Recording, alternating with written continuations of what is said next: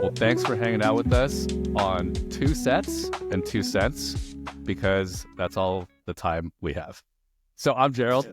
I got these fine young men with me together to try out this weird format. We're just trying shit out. We would love to hear from the 4 people that are actually watching this, friends and family. But yeah, do a quick round of introductions so you know who all these fine young men are. We'll go top left from my screen. Let's go Andrew first. What's up, everyone? My name's Andrew. Father of 2. I have a newborn, so I'm currently in the thick of it. So if I look tired, I probably am tired. Thank you, sir. Let's go Rod. All right. My name's Rod. I am father of 1 dog right now. That's it. I guess so. I'm a collector. It's a nice background, my friend. Thank nice you. background. And Sean. Yo, what's up, everybody? My name is Sean. I think we have more than a couple cents to drop on this podcast. I hope everybody enjoys it. But yeah, I'm just here to entertain myself, actually. And I hope the rest of you out there watching this shit is entertained as well. Let's go. I hope so too. Let's go. And for those of you I haven't met, I'm Gerald, also a young father of 2 young humans. Well, I'm not that young, but the humans are young. But yeah, definitely excited to jump in here, boys. So let's just go quick, off the cuff, really quick. What's something you guys are grateful for today? You know, it's not that I'm great. It's not from today I'm grateful for, because the weather sucks. But since I've moved into this new house, I've never had the opportunity to kind of look up into the sky, and from here I can actually see the stars up here. And and the first thing that stood out was Orion's Belt. And you know, back in like elementary school, you hear about the constellations, and at least I heard about them, and I always think like that's stupid. That's just random stars in the sky. But you know, when I finally saw those 3 stars together, it's kind of like something clicked. And then I started seeing all these other stars in the sky, all these other constellations. So yeah, what I'm grateful for is being able to live somewhere where the sky is clear and I can appreciate the stars. I love that. Is that Nice. when your kid's waking you up in the middle of the night? No, And it's you're- actually me taking the dogs out so they can go take a dump. Oh, nice. Your other kids. Fur Rod, babies. Sean. Just today it's funny because I'm gonna shout out myself. So this little green bean right here, it's this coffee thing I'm doing. But I was on a phone call with the farmer in Colombia and his son, and today we were having a conversation, you know, about the shipping costs and all this stuff. And then today I told him, I said, you know what? If that shipment is ready by February, I could just fly out there and just take like 50 to 60 pounds home with me, because it's only $100 difference, and I can just do that in a weekend, and it's like a little vacation. But I said, That's nice. I have 2 weeks off in April, so I could go in April. And then he goes, but I'm going to come to California in August. I said, I got a whole month in August, so I could go there and fly back with you. So the point of that is, like, I'm grateful for the fact that I'm at a point in life where I could do that and I could take advantage of that. And yeah, I was tripping, actually. I was like, I really can. And it'll be fine. Like, I could go anywhere around the world and it'll be in like nothing. And a lot of people I know are not in that kind of position, and for multiple reasons. So yeah, I'm extremely grateful for just life right now. Nice. Love that. Yeah.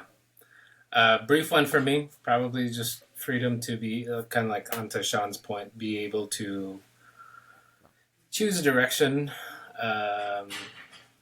We can go forward. I feel like there's so many possible paths ahead of us right now.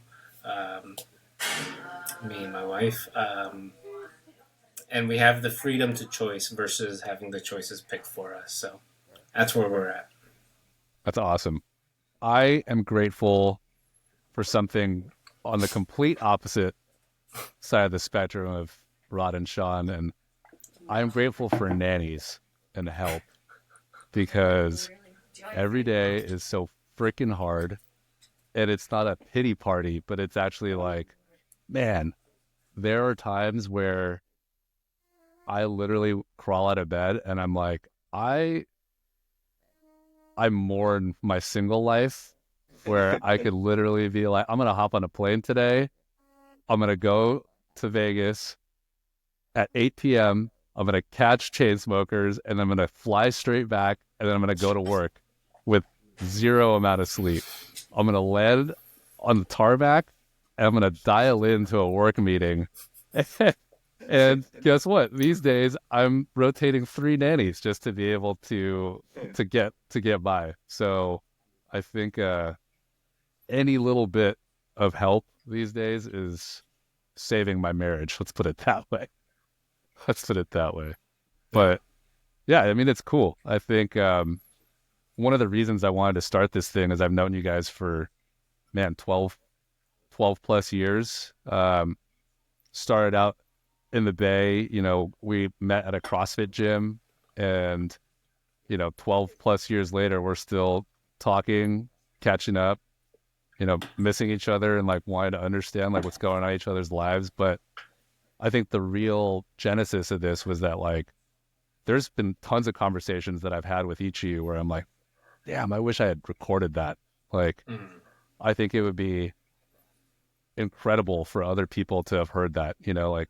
So I think from a high level, that's kind of what motivated me to get us all together. And I mean, it's 9:00 on a Sunday night. We got work tomorrow, but I appreciate the lean in. Yeah, I know you don't. You got good. I know you don't. you got other priorities. Yeah. How is that, Rod? I know that y'all have been kind of going through it. Yeah, so I guess I'll just talk about it.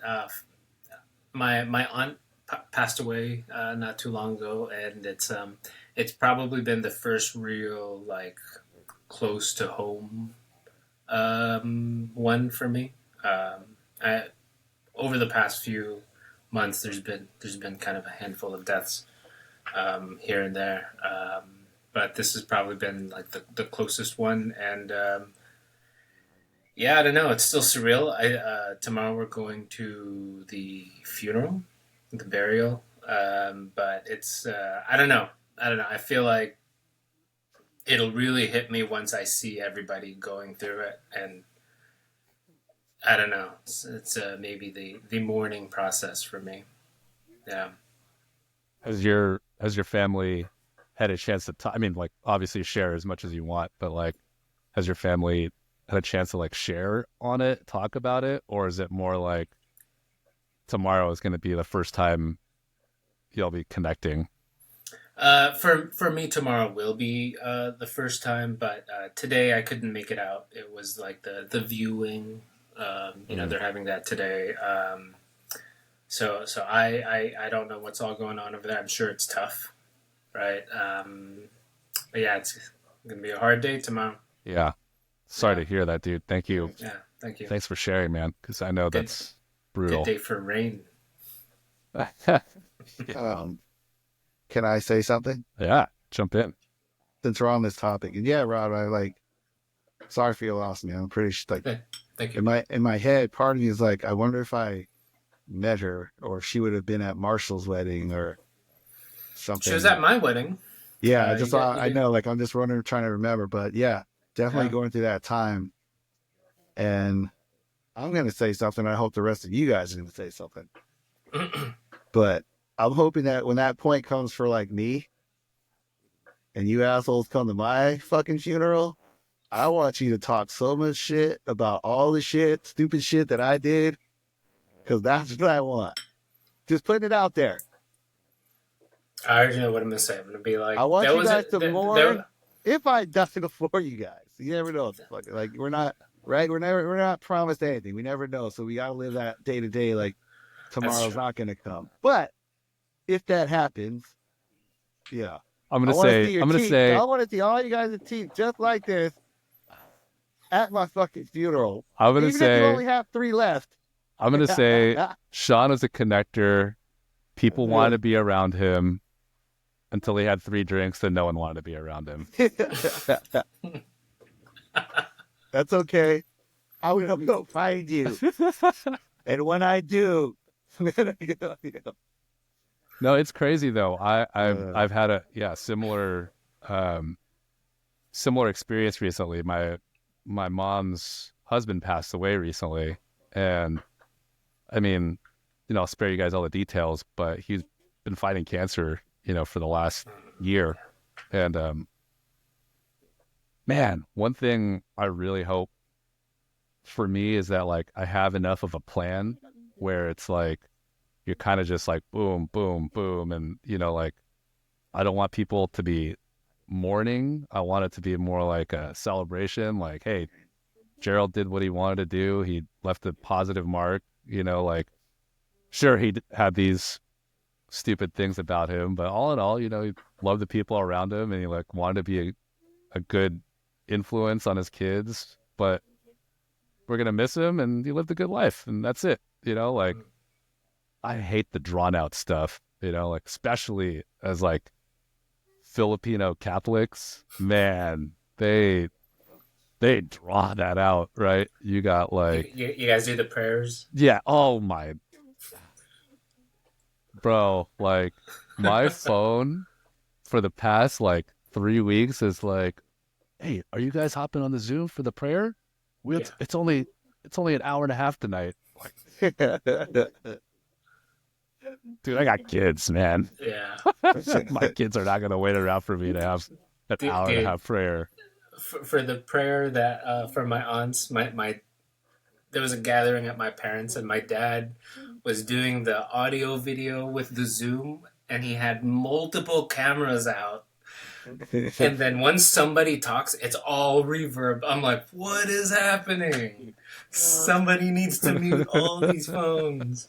I mean, we had that shit in this, but just imagine our parents trying to fucking coordinate a Zoom call. Old people and technology, man. It's a nice combination. This goes back to, I'm going to do a callback to how you said what we're grateful for. I'm grateful for not having to experience so much death in the family growing up. Like, I mean, yeah, there was a couple of deaths here and there, but I know some people who, experience death in their teens, in their 20s. Right. I'm lucky to have not experienced much death until my 30s. So it's, I guess it's like kind of a blessing, but it's allowed me to process loss in like a more mature way. Dude, that's a great call out. I was talking to one of my buddies, and I don't know if you guys know this, but I went to like private Catholic school like my whole life until college. And like I always felt like, growing up, I had a nice childhood, I mean, obviously like everyone has like their struggles, but like we joked that, dude, we had it so easy, and all of that like easiness just got built up. And then right when we hit our 30s, it's like, all right, cool. Now it's time to lay it on thick. And now it's like, now you got to experience life like how everyone else experienced life. And I'm like, take it on the chin, roll with it. So I don't know. What are you thinking, Sean? I see you over there chomping on something. What are you thinking? Well, I don't know, man. I'm on a different plane right now where it's like I feel like death and life, they're two inevitable things. And so it used to be like a scary thing or a bad thing where you kind of fall into that mourning phase of like, somebody passed away where more now, it's like the argument about half empty, half full. I prefer the half full now. I didn't know how to answer that because at least you got half of something versus like not being grateful for not getting the whole thing. Yep. Mm. Yep. Like you want a half a cup or you want to fucking die complaining about how you didn't have the whole thing. So What it's like, changed no matter- that for you? What changed Huh? that for you? Just this middle point in life. It's like, I'm older than you guys. Life expectancy is about 78 and a half. I already passed that. And so I realized that, and I had to like, I'm starting to change my perspective as I get closer to like wanting to retire and not work. And so part of that shit is like a mental change. Like the money thing, I realized, depending on where you are in life, that's honestly the easiest part of retirement is the financial part. Like you don't even have to do shit and you'll like be ready for retirement. But your head, you cannot get 20 years back to try to change how you approach that shit. Yep. You know what I mean? And so like when I hear death, it's like I look at that person's life and I'm like, so what if they didn't accomplish this? So, but were they good people? Did they try to be good people when they were alive, when I knew them? That's really all that matters. Let's celebrate that shit. Let's embrace that and celebrate that no matter what. Yeah. Because some people like, fortunately, like for you, Ange, that's good.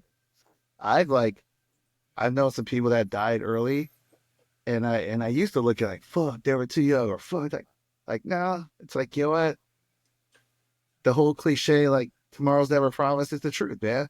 And if you learn how to like sorry, I'm like going off on a tangent, but Go. That's fine. if you fucking like learn how to internalize that shit, you see how real that shit actually is as you get to a certain point in life. Or when like people do start dying around you, you fucking start realizing like, yeah, that shit ain't just a thing on a tissue box. It is, but if you internalize that and you look at the world around you, you realize how real that shit is. Like if you don't live, love, laugh, that stupid shit you see on all the tissue, like if you don't do that right now, you can't learn how to do that shit when you're retiring with your millions of dollars and you're all broken and fucked up.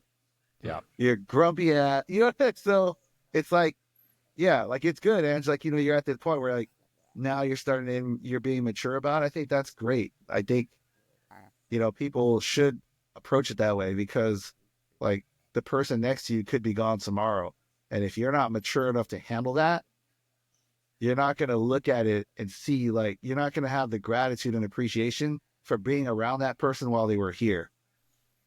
Yep. You're just going to complain about why they're not here for the rest of their life. Yep. You know what I'm saying? It's like a perspective thing. Sure. Yep.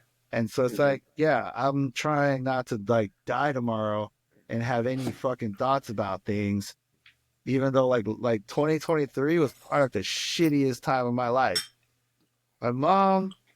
Three of my mom's siblings died. Wow. My 96-year-old grandma died. I had to fucking give her eulogy here.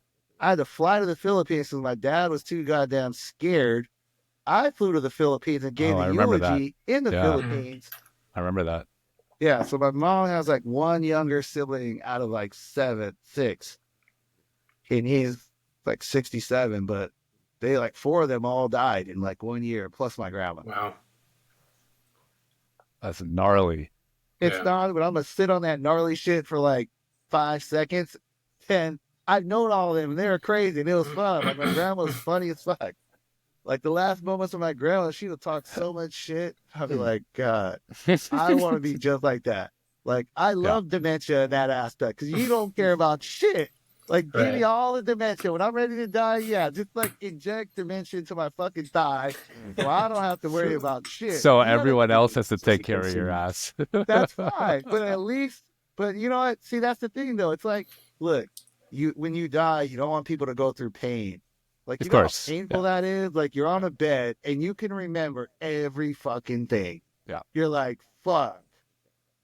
Yeah, like, I can't, dude. Can I get my winky lick one last time or something? Sean's gonna be I did 95 that on and selling purpose you for the shits coffee. and giggles, because there's a few pervs that's going to listen to this, and that's what they're going to be thinking. So yeah, for you guys listening to this shit, yeah, that's gonna cross some people's minds, Sure. because some people are gonna die not ever having their winky lick, and that's gonna suck. I'm like, I'd rather not remember that and be like, that's anyway. All right, enough of me. So we know how Sean wants to go. Yeah, exactly. Not that part. That was for entertainment.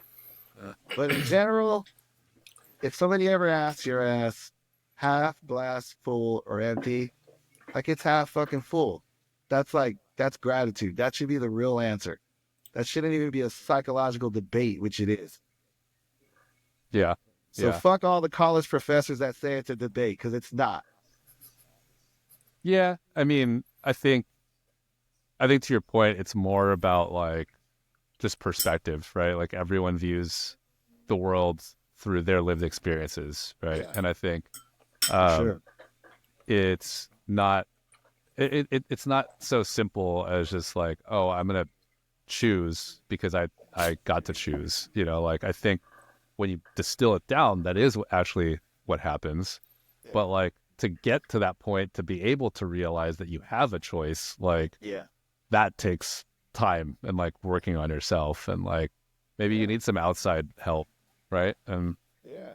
you know, I think it's interesting to see, like, especially like Gen Z, right? They're very like mental health, very like focused on that, and I think that's awesome. You know, I think some of my, like, our parents could have probably used some of that help. You know what I mean? Sure.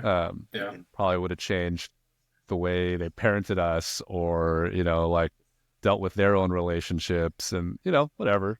Not trauma dumping. It's more just like everyone can use more tools, right? It's funny. So my older daughter is almost 3, and my cousin sent me this book called The 3 Questions, and it's based on this novel by Leo Tolstoy. And basically the premise of the book is the main character is trying to figure out when is the best time to do things, who is the most important person, and what is the right thing to do.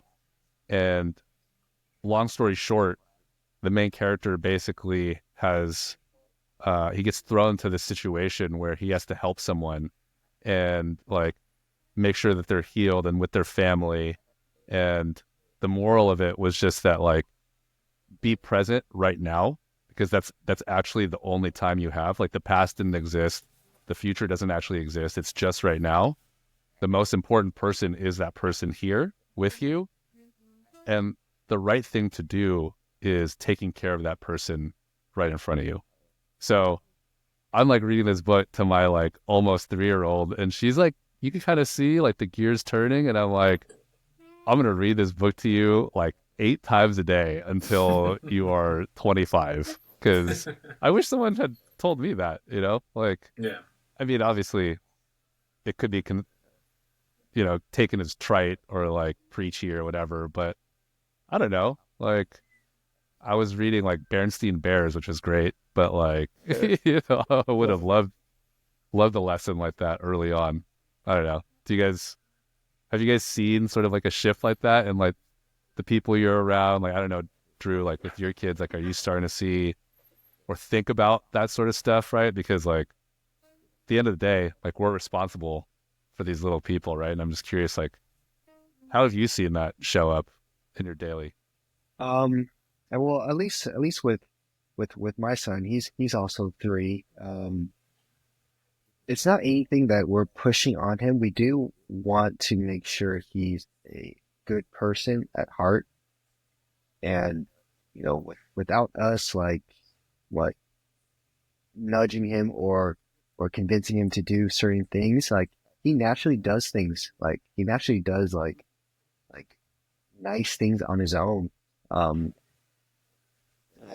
Like for example, when my daughter was born, oh, my son loves her like it's crazy. Like it's not like we even like forced him to, like, we didn't say like love your sister or kiss your sister. He just does that on his own, and it's like I didn't teach him that. It's just something that he's Awesome. just something he's doing on his own. And I don't know if it's something that, if it's him watching me and my wife or watching other people, but you know, he's figuring it out on his own. And I start thinking about when I was a kid,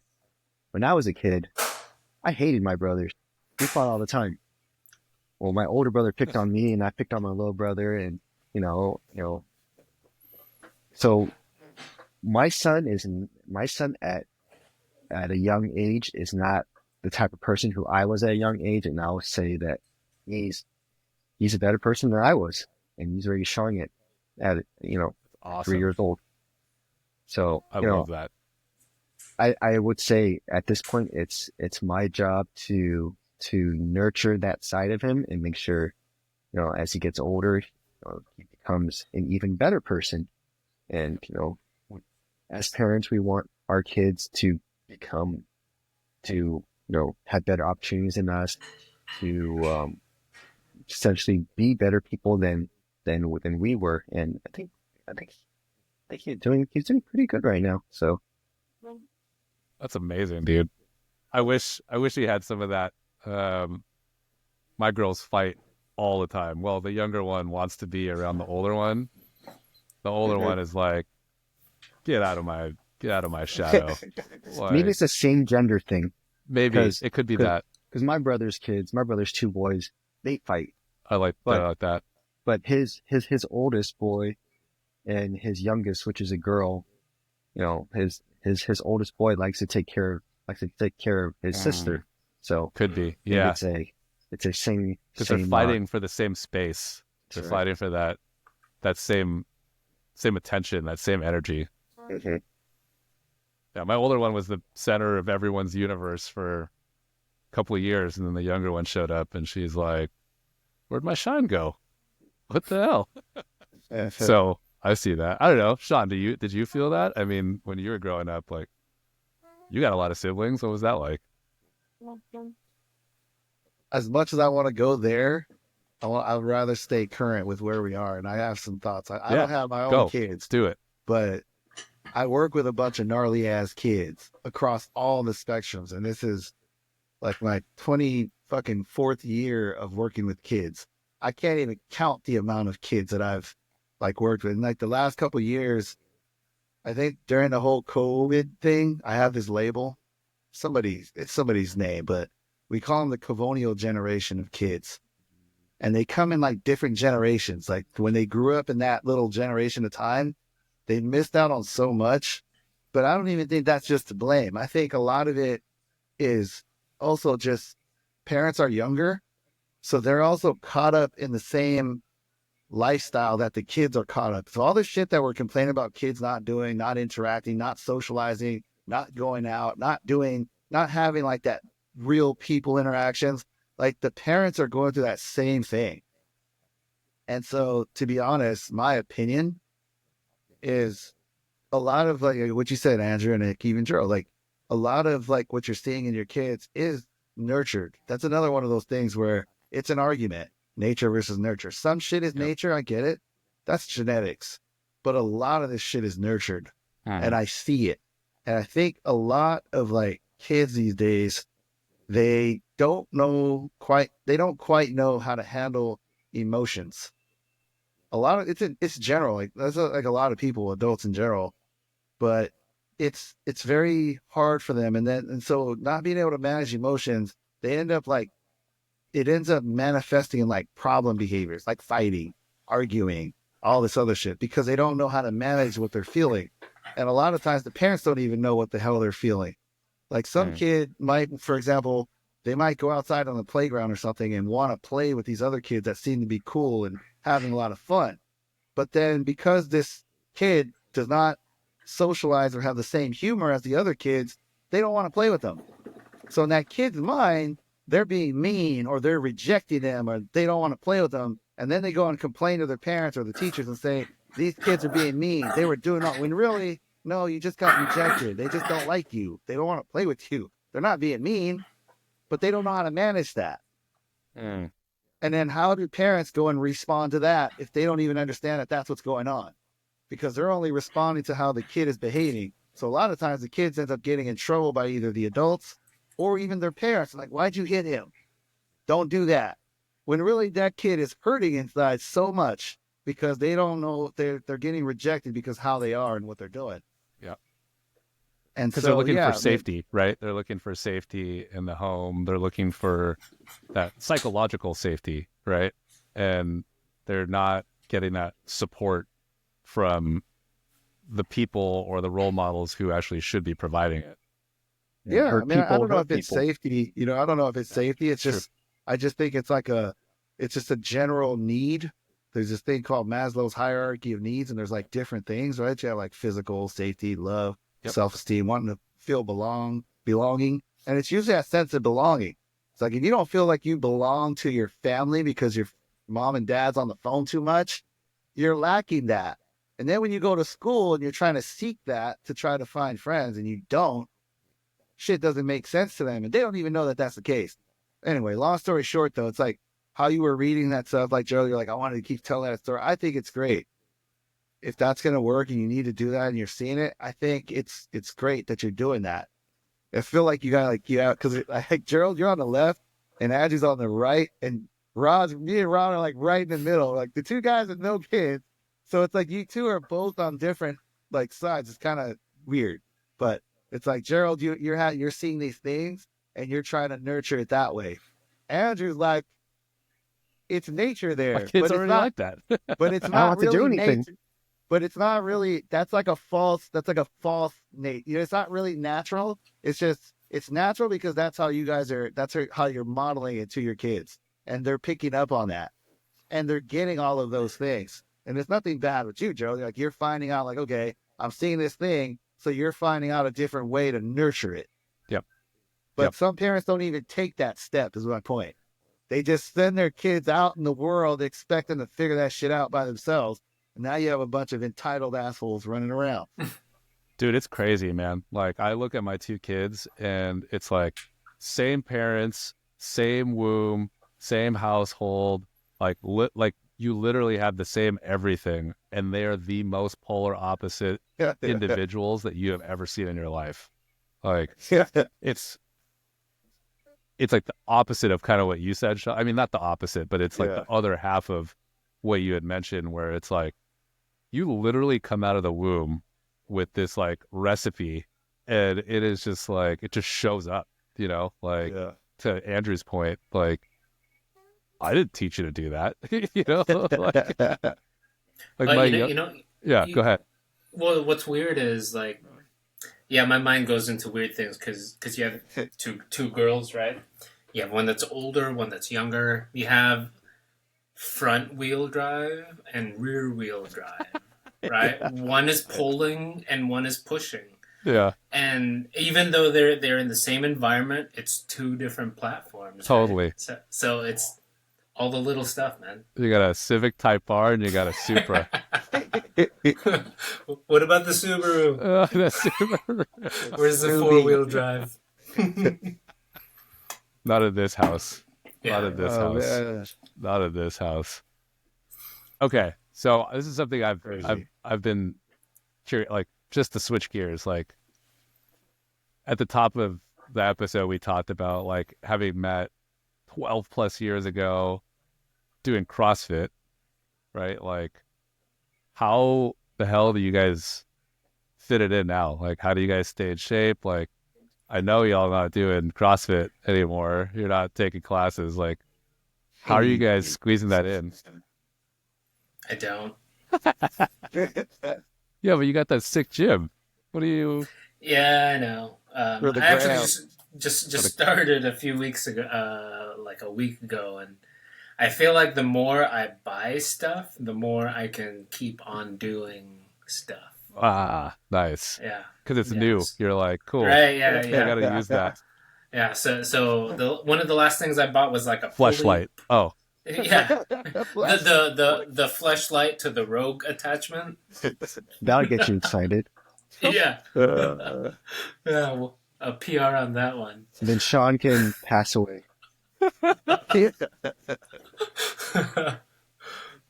But one of the new things I'm trying to get for it, it's totally unnecessary, but I think I'm sold on the reels. It's like it mounts to a vertical post, and then it's like a shoulder lat whatever device but you just put plates on it, and it like I'll send it to Is you it like a guys. pulley system? No, it's not pulley. It's literally just like a lateral raise, just like what we do with dumbbells. Yeah. Like you know how from Yeah. bottom to like 45, there's zero tension. Yeah. This one would have tension through the full range of motion. Interesting. Yeah, I don't know. Probably not needed, but I'll probably do shoulder flies more often. That was an Instagram story that taught you.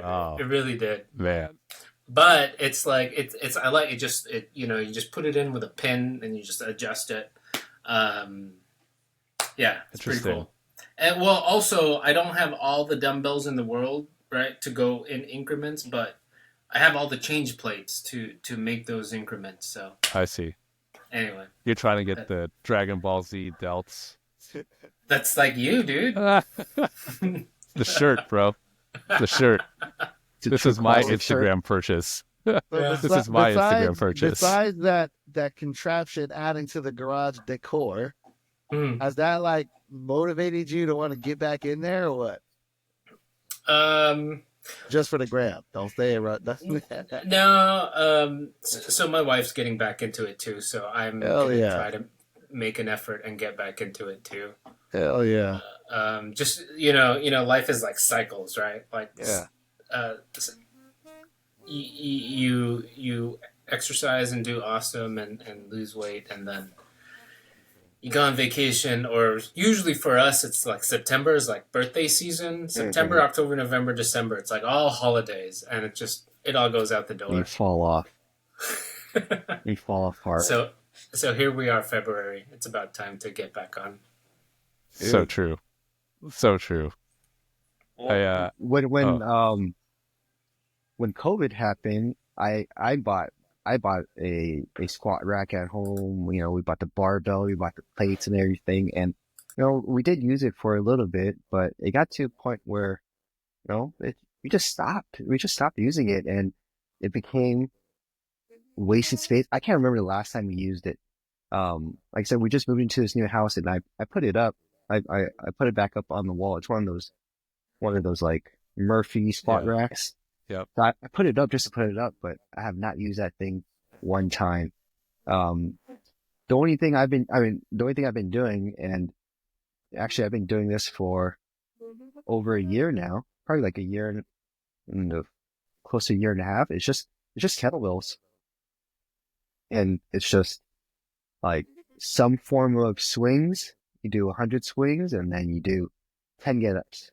I've just been doing that ever since. I think right after I turned 35, stepped on the scale. I was like 195 pounds, and I was like, "Holy shit! This is the heaviest I've ever weighed." And I wasn't in good shape.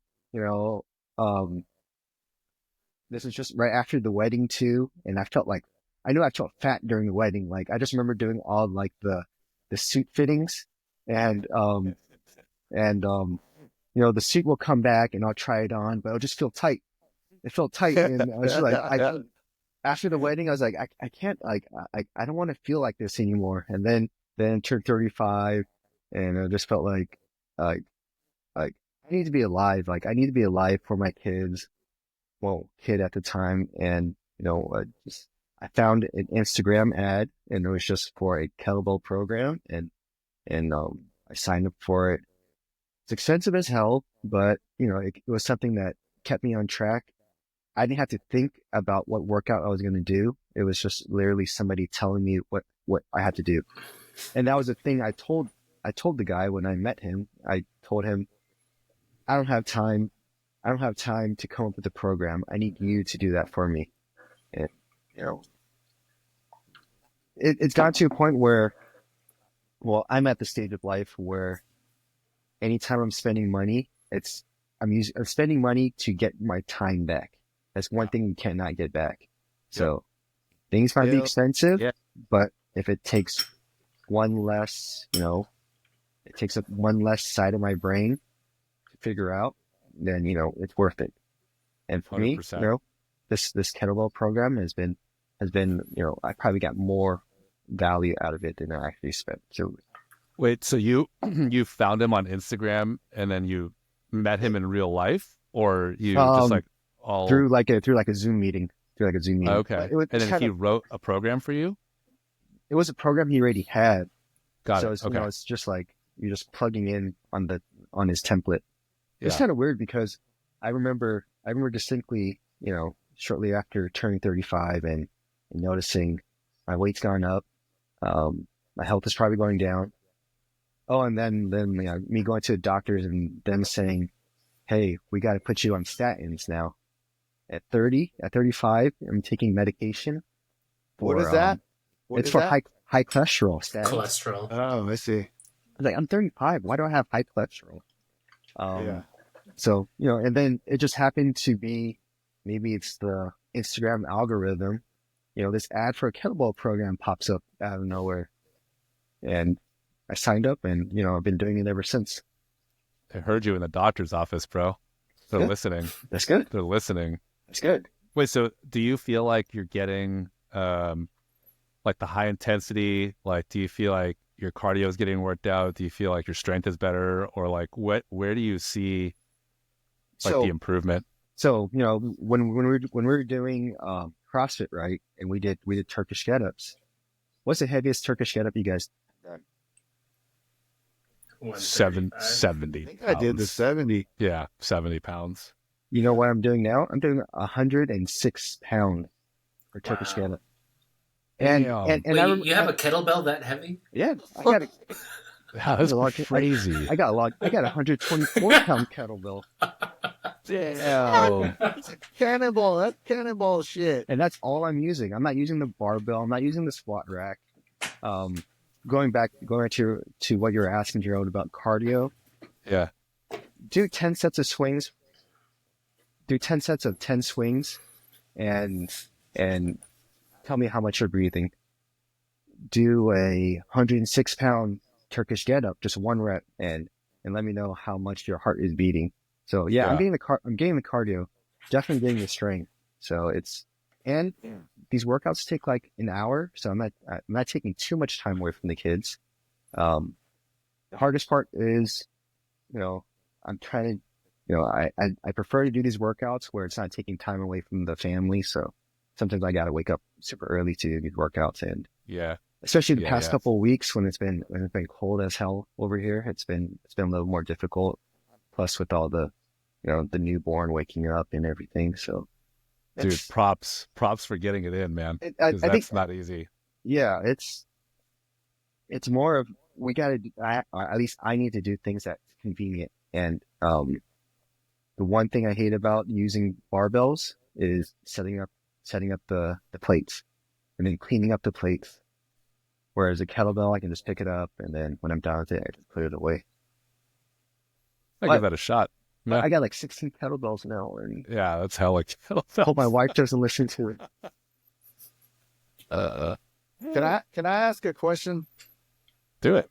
Like, so for somebody like that doesn't have kids, and like you don't know, like I tried, for my circumstance, which we could talk about offline, but it's like I guess I'm kind of grateful for that I didn't. But I always like put myself in the mindset, like, even because I still work out like a lot right now, but how would I do that if I had kids? But I feel like I have kids because I get home so late, but I still have to like do something. But I guess what I hear like a lot of families and people with kids doing is like there are like a lot of complaints about how I don't have time for this or I have to do this, and they put a lot of stuff off, and then and then we talk about there's also a lot the same people they have conversations about like their mental health and their physical health. Do you think it might actually benefit you a lot more health-wise overall if you actually went to a gym for an hour? Because I don't spend no more than an hour, because I go to 24-hour fitness. They have a platform in there, and believe it or not, like I train like I'm in the CrossFit gym without as much of the long cardio stuff, because I can't do it in there. It's hard. The most cardio stuff I'll do, like today, I did a bunch of double unders and burpees. Like that's how I get the cardio, but I can't run like I would want to and then do a bunch of pull. Like I'd love to do that, but I can't. But then, it's like, cause I hear you guys, like you squeeze it in at home, but I don't know, like in terms of like your health and as you go into your later years in life, because your mental health is like, you also have to break away from what your day-to-day stressors are. And I think having a family is great, but I'm pretty sure it's a lot of work for you guys, just like if you're both, like your husband and your wife. And I think, to me, and everybody will tell you, like, you need to break away from that sometimes to actually build that spiritual health, just to be away, to disconnect, to have that moment. And I think, like, when you do that, it actually improves your body in another way. Without, you know what I mean? I don't know. It's just something, I don't know if you guys think about it like that. I totally it's kind do. of a question. No, I totally do. And so I'm fortunate. I built a home gym during the pandemic. So like I have all the equipment in my gym, so I can do everything. I say that because I still feel like I'm lacking the community. And that's the thing that I miss the most from doing CrossFit with you guys, and having that like time and space to talk about other things, to connect at a different level, to compete with one of you guys, right? It's like, oh shit, like Rod's in the class, like gotta put my weight belt on. Like we're gonna try to put 3 plates on the bar today. Okay, let's not kill ourselves. Let's not throw out a disc. But like that thing I definitely miss. And like I think it's very situational and very like situation dependent, right? Like I heard someone say the first like 2 or 3 years of having kids is like zone 0 or like stage 0, where your hair is just on fire all the time, because it's like there's an emergency, like you got to drop everything. It's, oh, I'm balancing my work, but then shit, my parent is now sick. And then now it's like your attention goes in all these different ways. And that's very specific. And my point being that, like, I think when the kids get older and they're not so like 100% dependent on me, and like I can drop them off at school and like, okay, great, I have a full 8 hours where I don't have to think about you. You know, like obviously I'm still thinking about them, but I'm not like wiping your poopy butthole, or, you know what I mean? Like making sure that, you know, you're getting to your nap on time. Like that's a lot of mental load that I don't think people talk about that much. Where I'm going with that is, once they are at that point, I'm going to a CrossFit gym. I'm signing up because I miss it. And I think you build a community. Like, I mean, look at us, right? Like we just worked out together. That's how we met, right? It wasn't anything more than that. We were working out together and we became like very close friends. And I think part of that mental health, part of that spiritual filling of my cup, like a lot of that happened naturally just because I was around you guys. So anyways, it's water. That's my take on it. Yeah. So for the long, I mean, when we had the first kid, I was doing a lot of jujitsu, and when we had the first kid, it was, slowly getting less, it slowly started making less sense for me to, spend an hour, 2 hours a night to go, train jujitsu when I have my kid at home. So I haven't been training jujitsu as, probably not as much at all, but I have been thinking about it.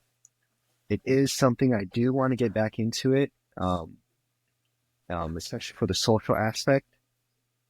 I think I consider myself an introvert, so I don't need as much physical connection with people, but this is something that I want for myself. As far as working out when we have kids, when you have kids, it's, sometimes it's not easy to work out in the garage by myself, but it's a compromise that I have to make. I have kids, I have family, but I also want to take care of myself. Sometimes I have to be selfish to where I go in the garage and I work out for an hour. That time is for myself. And like I said, I have to be selfish and, tell my wife, hey, I need to go work out. And it's not just beneficial for me health wise, but but for my mental health as well, because I know if I'm not working out or if I don't get a workout in like, if I don't work out for at least, if I don't work out once in like a day or two, I'm an asshole. I'm like, everything's irritating me. Anything the kids do is irritating me.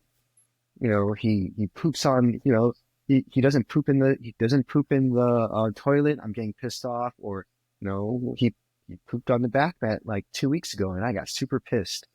And, I know that working out, sometimes I got to force myself to do it, but, every time I work out, I feel like such a better person. And I feel like my mind's at ease and nothing can bug me until the next day where I don't work out and then he shits on the back mat again.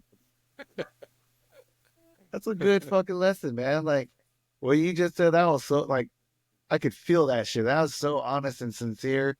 And I'm glad you're recording this shit. I feel like that's like a lesson, like both of you guys, like, because you have kids, right? I'm just trying to be empathetic here and understand. It's like, that's the kind of lesson that you want to teach your kids. Like, how important that shit is. So when they have their own kids and they're like getting into that, like listening to this and telling them like what the lesson, they're going to ask you at some point, like what lessons can you offer me? Or, because I'm about to be a parent, what lessons can you tell me? Some people will give like a fortune cookie Hallmark card kind of response. Like what you just said. No, like you need to do this and you need to prioritize this when you become a parent. Otherwise, you're going to be a cranky, impatient ass parent. And you're going to feel like shit. You're going to feel like shit, but also your kids are going to feel it because you're going to project that on them. Exactly. It's going to come out. So what's important is prioritizing yourself. And I think to your point, man, I don't know, like I don't have kids. Like I'm going to keep pointing that shit out. But either way, I treat life as if like life is my kid. And if I don't take care of myself first, kind of like the airplane thing, right? Give yourself the oxygen before you give it to anybody else. Like, how can you go into the world and be this person or be a parent if you're not like giving your own self that oxygen to breathe to be able to do it? So in that case, God will forgive you for being selfish in that moment, because it's like you have to. Otherwise, how can you carry on and do anything, whether you have kids or not? It's like, so no, man, it's like, yeah. I'm like getting this mushy moment because I haven't spoke to Andrew in a minute. And I want to get to that drunk ass Andrew when we used to fall asleep on that bench fucking table and gamble. I'm responsible now, and now Sean. I'm listening to you talk and you sound all mature and shit. It's good, man. It's not a bad thing. It's like, yeah, no, it's good hearing you talk because I can tell you've matured into like a sincere fucking person. And you don't hear that in people's voices. Like, anyway, I talk to a lot of people and some people you could tell they're like on the surface with shit. And some people you can tell they're really trying to do it right. And so that's all. I think I missed it. Do you guys still drink? I think I missed it when you guys were talking before we started recording. Do you guys still drink? You can't talk to me. Like, I don't drink. I think I missed. Often. I think I missed Drew. I think y'all were talking about it. I asked you Andrew in conversation. I try to keep too much alcohol in the house anymore. Because I know if there's alcohol there, I'm going to drink it. If I drink it, I'm going to, make some bad food decisions and, I'm going to eat like shit. And then, everything else is just starting to spiral downhill from there. So it's, just like they say if you're doing a diet, you're just get all that junk food out of the house. I know for me, and this is, just for me, I know that beer is a crux for me. So if I got beer in the house, I'm going to drink it. And, especially if it's like good beer. Like right now I have Heineken in the house and I don't like it. I don't shit out of here. I don't care for it, but I have drunk in it a little bit, but it's not my favorite. So I'm not too inclined to drink it, but I know if there's some other kind of beer in there, like an IPA, a hazy IPA, I'm going to drink it every night and then I'm going to eat like shit and then I'm going to feel like shit the next day. So I know for myself, I just keep that out of the house. Nice. That's a good move. What, Rod, I see you like just yucking over there. What are you drinking? Yeah. No, IPAs, I've never liked IPAs. I like the Fuck outta here. watered down Michelob Ultra. Yeah. Taste like no. But hold on, I'll be right back. I think the first TBR I had was with Rod. PBR. Damn, it's probably been like You only drink that shit 15 if you're, years since I've had one of those. you're college broke, or you really don't want to get drunk because you're scared that's of the true. monster that's going to come out. That's true. I want to be PBR everybody's is- monster. So I've been drinking these sparkling kombuchas. and Oh, nice. This is Costco. It's pretty whatever affordable. I think I know what you're talking But But yeah, I mean, it kind of gives me that same like it's just sparkling. I'm just sipping on it. If anything, it gives me good poops. Yeah.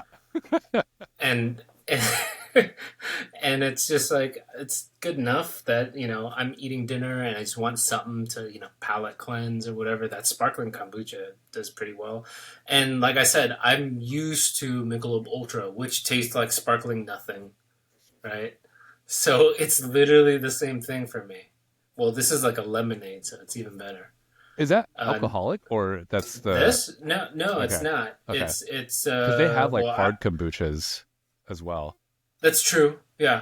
But I mean, I think kombucha because it's fermented might have like It has trace has a little amounts. bit. Has Yeah. a little bit. have a 0.5%. I'm not in it for that. It's the micro. You gotta all drink that the good mother. The mother. That's That the. shit That's just tastes the. like vinegar to me, man. Did I ever tell you guys the Flavored first fucking time, vinegar. the very first time I ever got I was at Whole Foods, right? Like when I first discovered Whole Foods, I was just thirsty. I was like, oh, that one's like pink. I'm gonna get that pink one. Then I put it in the cup holder in the car and I started driving. And then I'm like opening it while driving. And then like I didn't drink it, but I just opened it, put the cap down, and I was like, what the fuck is that smell right now, dude? And then I just like, rolled the windows down. Have you guys ever smelled kombucha? Yeah, it stinks like Smells like feet water. like. Depends on Yeah. which one you get. Depends on which one you get. The I good don't shit remember. stinks. Depends on Yeah, which well, one you get. it just smells like somebody's foot in like and there's all these like films in the kombucha. The You're film like, is that's what they call the mother. That's the Yes. stuff that gives you the good poop. That's Yeah. the stuff. Some people like feet. Don't knock on That's it. true. That's true. I don't That's- like that's a stinky good feet. point. That's true. No, some people like. Oh shit! Yeah, but anyway, I forced myself to drink it, and I was just like, all right, I guess it is what it is. I don't even think they carry that at my Costco. I've never even seen that This? can before. Yeah, is that Yeah, Kirkland or No, I can't guess see it? commercial. I don't know. It's in Can't the see it on soda your section. 720p, Rod. It's called Liquid Remedy. Oh, okay, okay. Yeah. I seen that, man. I see the. I don't know. I don't know too much about it, but it just seems like another drink trend to me. What's your analysis? It might be. Gerald it always might be. nerds out on this shit. What's your analysis? I've Gerald? I've been on the kombucha train for 5 years now. Hey, what has it done Amazing. for you?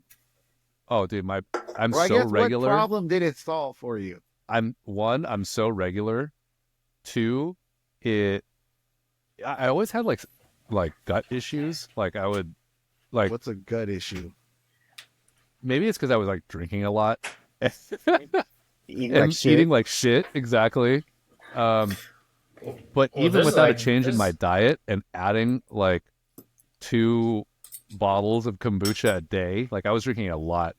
Like I was so regular. It was just like 7 a.m. every single day. Like, oh, cool, gotta go. And it's like beautiful. And like, I would also have way less bloating. I had a ton of bloating. Like, it was weird.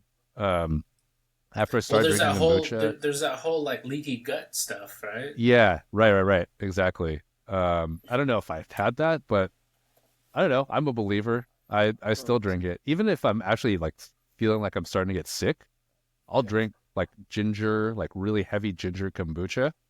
And I feel like it helps. Yeah. Especially in my house where it's like rotating, revolving door of sickness. Everyone is always fucking sick in my house. It's kombucha and zinc. Those are the two things that I'm taking every Interesting. single day. And it helped. My whole family got COVID. They were down for like 3 weeks. I got it. I got COVID. I tested positive. I was down for a day and a half. Like I got a little bit of like a cough, a little bit of body ache, and then it was Yeah. gone. But like my wife was like coughing shit up. Like she's still coughing stuff up, and she got it like New Year's. So You know I how don't like know. the Mediterraneans, I think, have like one of the best food diets, right? Yep. Mm. You think like just eating Mm. pickled shit like olives and cheese, like, and for us Asian people, kimchi, you think it would do the same thing rather than drinking Probably. kombucha? No, kimchi is like supposedly like really good shit. Yeah. No, Kimchi that's is what I'm amazing. saying. Yeah. Yeah, that for fermented Asian shit. people, like I would much rather Yeah. just throw that on a side dish with my rice or whatever, and just Well, There's a at lot. because I Yeah. could eat kimchi just like taking it out of the jar as a I do the snack. same. Yeah. Yeah, it's so Yeah, damn yeah. good. And like Yeah. pickled olives and cheese. Like I could just Yeah. get a cute toothpick and I'll snack on it because it's salty, fills me Mhm. up, and I don't need to eat shit. So two things on what you just said. I was actually just starting keto when everyone got sick, and like I basically ate a Mediterranean diet. I was taking like tablespoons of extra virgin olive oil, so I was getting Oh, like really? 85% of my calories from fat, Yeah. and I was like mildly in ketosis when I first got it, and I did like I was like, let's just Google it. Let's like, does keto help with COVID? And they actually did tests, and actually like in it's like 2022 or 2023, they actually found that there was like a protective effect of being on a ketogenic diet. And like I wasn't planning that, but I was like, oh, it's interesting. Like I wonder what that thing is that's happening there. Well, I mean, the less inflammation you have, your body's just that more efficient. Yeah. Right. Dude, as far as like repairing and shit. I totally believe in the keto diet. I don't think I could do it for long because I feel like you're gonna miss a lot of like micronutrients, right? Yeah. Like Sure. you're very limited. Like trying to get 20 grams of carbs in a day and that's it is hella hard. It is very difficult to find things that are just all fat and no carb. Like, and you can't even eat too much protein because protein will break down into Turn like into- gluconeogenesis to make glucose, which will kick you out of keto. So it's like, it's literally tablespoons of extra virgin olive oil, but it works, bro. Like I lost weight. I was super clear. Like I didn't snack at all. Like my problem is I want to snack. Like Andrew, what you were saying, where if you have beer or like good beer in the house, if there's like snacks, it doesn't matter what it is. Like you got a Costco size of Cheetos, like a bag of Cheetos there, I will crush that in one sitting. Like you got candy in there, like shouldn't be there. I'm just gonna eat it. Like I have ate no all self the control. Halloween. I ate all the Halloween. Same. Like I bought bags of Halloween candy. We barely gave any out, and That's the best. ever since Fuck them kids. October, I've been eating it. I ate all the good stuff. Like first it started with the Twix. I ate all the Twix, and then Snickers. ate all the Snickers, Kit and Kats, then bro. ate all the Kit Kats, all the Reese's, all the M&Ms, and all I'm left with is Hershey's. Hershey's and Milky Way and Three Musketeers. I don't mind Three Musketeers. You can have mine. I'm You can enjoying have stuff, mine. man. Yeah, but my point with all that is that I had no desire to even touch sugar. I was like, meh, I'm good. And it's weird. I don't know what that is, but That is really weird. it's so strange. Like I've lost way more fat than like, and I've done like a lot of like cuts, and it was more like for aesthetics, but this was more like I wanted to see like what the mental clarity thing was. And it's like, I really fully endorse that. The secondary side effect is I lost like a ton of fat on my midsection. Like I have trouble losing fat on Sounds on terrible. my back. Yeah, no, dude, it's amazing. Like I had like defined lats, and then like my delts came through. I was like, all right, time to go on a bulk. Time to go on a bulk. I'm gonna do some keto in summer. And then So, what happened? well, I just like I said, like I don't think it's healthy to be on it for super long. Yeah. You know, I think it's Yeah. like something I'm going to cycle on like twice a year, maybe. Yes. But it's just How like long back are to what, these things that you do, like the cycles? dude, the first time it Oh. took me 4 days to get into ketosis. The second time my body like remembered. It took like a day. And it was just like, oh, we're good. We're here. And yeah, it's Are you interesting. actually testing for ketones? Yeah. I was like pricking my Wow. finger. I did ketone body tests as well as glucose testing.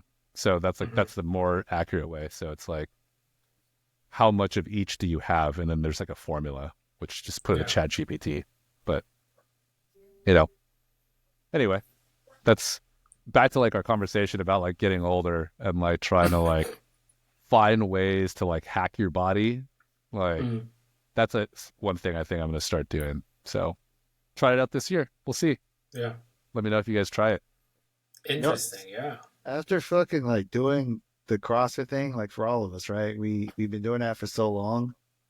I think for me, like that shit was so educational and informative on so many levels, like so many different levels.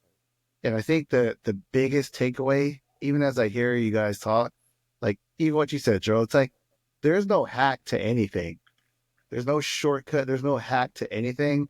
It's just knowing that whatever the hack is, it's going to be beneficial and it's going to have its place. Whatever the hot diet is right now, it's going to be better than not having one, and it's going to have its place. But I think once you understand all of them, it's like for me, I treat every meal like that. Like, oh, you don't have this? Fine. I guess I'm paleoing it right now. Oh, you don't have this? I guess I'm about to have a keto meal right now. You know what I mean? Yep. It's like you spread it all out. Yep. So every meal is going to be healthy in some form or fashion. Oh, you don't have shit but French fries? That's fine. I just won't eat anything else later. That's fine. Yeah. And I unconsciously do that. Yeah. Or like if I'm gonna have some greasy shit today, like later I'm gonna balance it out because I know like I cashed that in already, and it's just unconscious thing where yeah. And I don't know, man. It's like even the alcohol thing. I'm gonna segue back to that because I love alcohol. I love it just as much as like a lot of women love makeup when they go places, and it's the same fucking thing.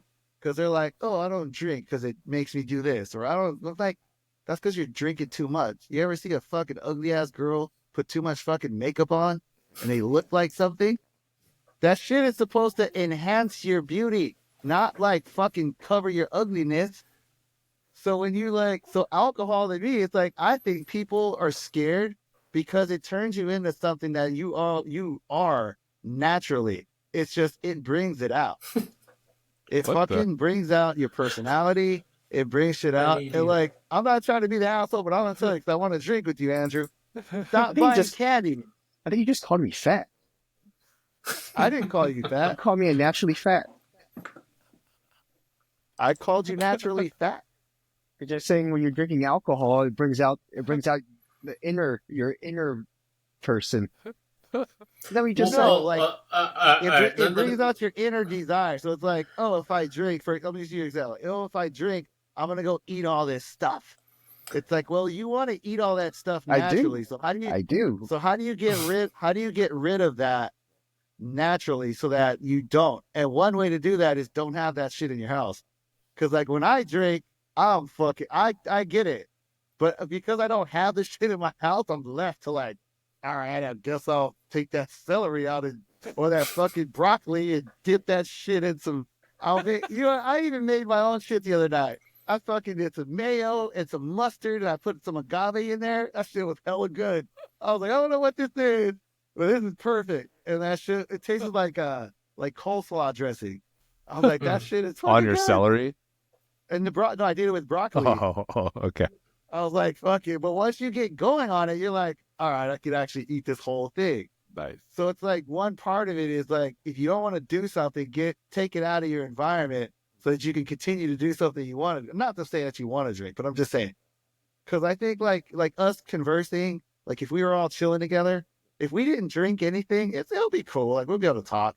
But it's so much fun if we get a little buzz in us, loosen us up. It enhances that whole experience.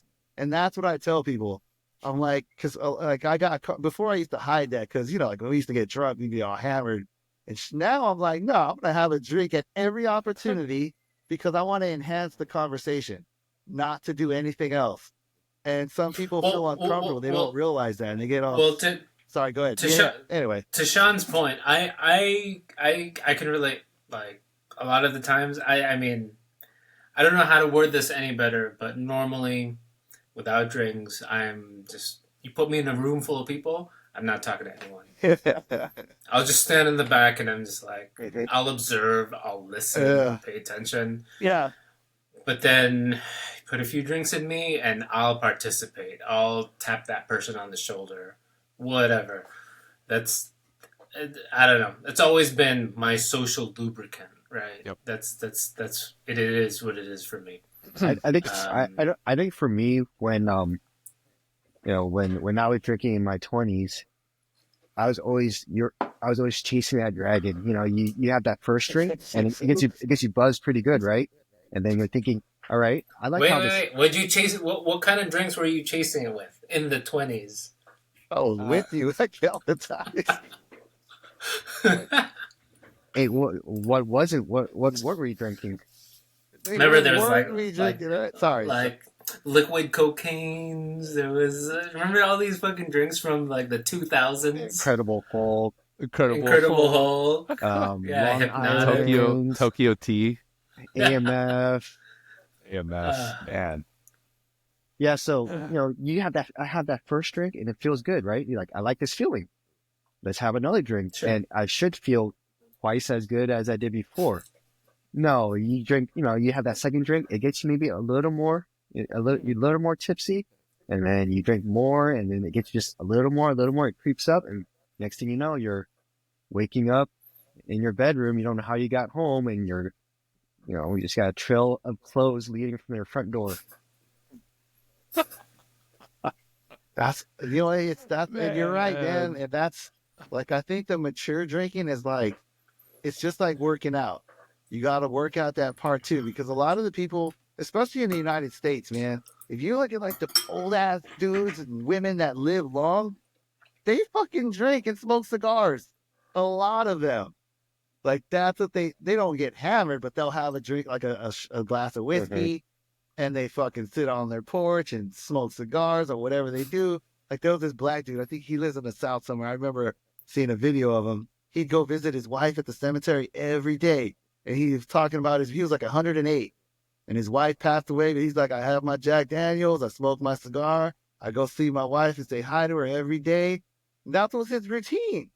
And they were asking him, like, did you drink all your life? He's like, yeah, but I don't, he said he doesn't drink as much anymore. But I think it's because, like life, right? Like, how do you live long? You got to laugh. You got to smile. You got to talk to people.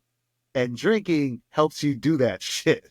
Literally, you don't have control over it, So you're not getting that laughter in and you're not showing your fucking teeth enough around people.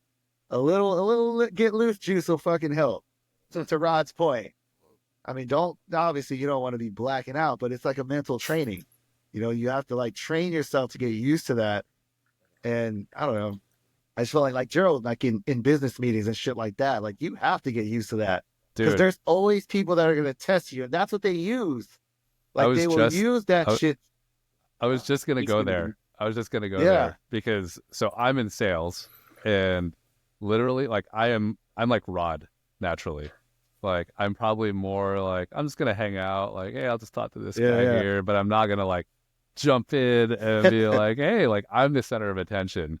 But like, as a salesperson, you're the one that has to make the move, right? You're the one that has to like be just a little bit more energy than the person that you're trying to sell to, right? Like you can't match them, you can't be below.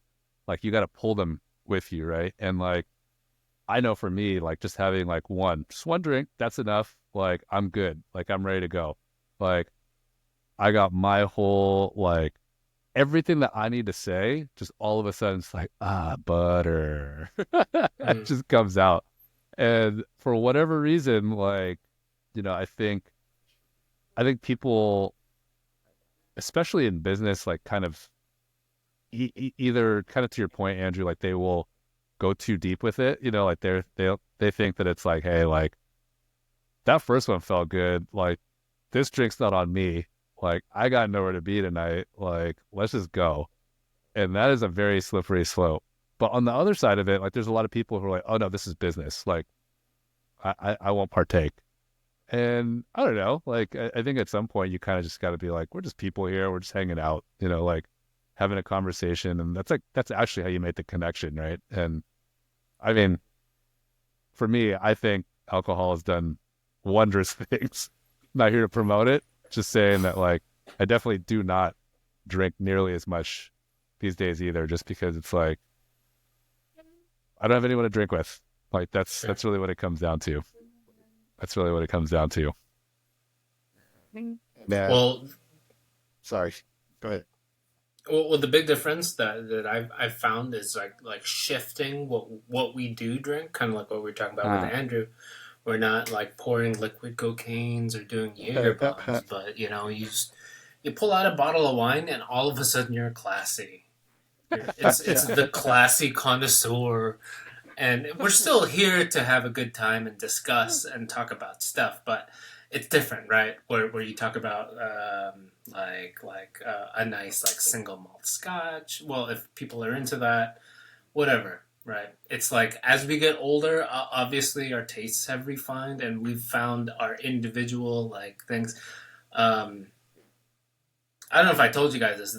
One of the first times after I got COVID, like my palate changed and something from COVID, I lost the taste of beer when I got COVID, and it was like super I could taste everything but beer, and it was so sad.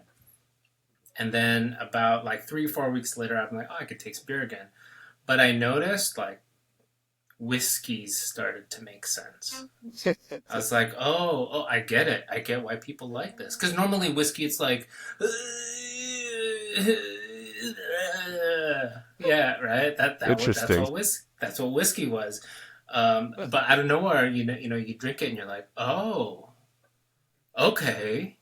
All right. And now I can like sip this and I can actually sit and talk and like, not to Andrew's point. It's not like we're going to go down that roller coaster super fast. It's like, no. We're just going to climb this and just be with. So COVID made your balls drop is what you're saying. It is true. It did. Fascinating. But like wine is the other one that I found. It's like way more socially acceptable. You're doing it in classy places, and you're not taking shots at a steakhouse kind of thing, right? It's like steak, right? It's all alcohol, but I can't say I've ever taken a shot. Exactly. I did it once at Fogo. But it's the same concept, right? You're drinking a nice bottle of wine that you actually appreciate, and you get to that same kind of like social lubricant, right? So it's different for everybody. That's been my journey. What's your when I'm go-to at now? home, What's your go-to? What's your go-to whiskey? What's your go-to wine? I'm a Chardonnay person. Okay. People hate Chardonnay, and for some weird reason, I love that. Yeah, Chardonnay. Yeah, that's interesting. Yeah. Do you like it because people hate it? No, it's weird because like Hipster. I'm like, yes, feed me your hate. No. I went to a wine tasting, and the way they described it was like, I get it, not everyone's into this, but it's our next drink. Like that's a weird fucking way to sell me on this, but okay. And then I drank it. I'm like, it doesn't taste that bad. It's like a nice like light kind of fruity. It just made sense to me. Sure. And then anybody I tell, they have that same weird reaction. They're like, ugh. Chardonnay. I agree. I wouldn't be my first or eighth choice. Yeah, it's not bad. It's just that's not like a go-to for me personally. I mean, it's not as popular. Yeah, that's like a summer. It's like a summer wine. I mean, when it's hot, that's fine because usually you'll serve that cold. It's usually in the refrigerator, so it comes out. So it's like a summer little wine, like a rosé or something. I get it. But yeah, I mean, some of the bottles I get are like $4.99. You know, I'm not spending $80 for quality. $2, Chuck.